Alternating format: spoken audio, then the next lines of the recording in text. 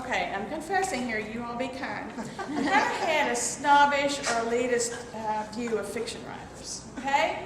I thought, they're just telling stories. They're just making stuff up. I'm writing biblical truth. Woo!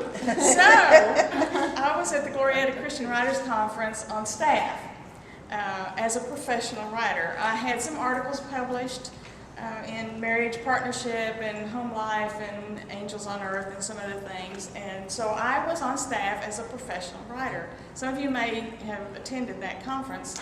I also played the keyboard for the worship services. So I had some free time one afternoon, and I kind of slipped into the back of Dave Lambert's fiction class. I just kind of wanted to, listen in.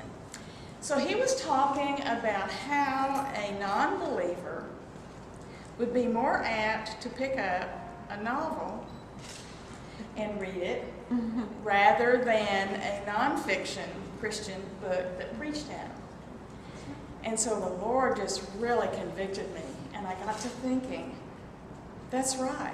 The gospel can be embedded in a novel in a more palpable way than a preaching nonfiction. And I was writing preaching nonfiction and got that comment many times. Your stuff is too preachy. I'm a Bible teacher. I mean, what else do you say? I'm a Bible teacher.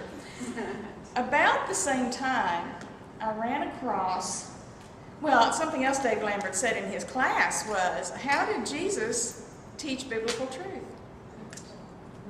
Stories. Parables. Exactly. So the Lord really convicted me about that, and I was mulling that over. About that time, I ran across a published genealogy of my family who were French Huguenots and fled their religious persecution in 17th century France.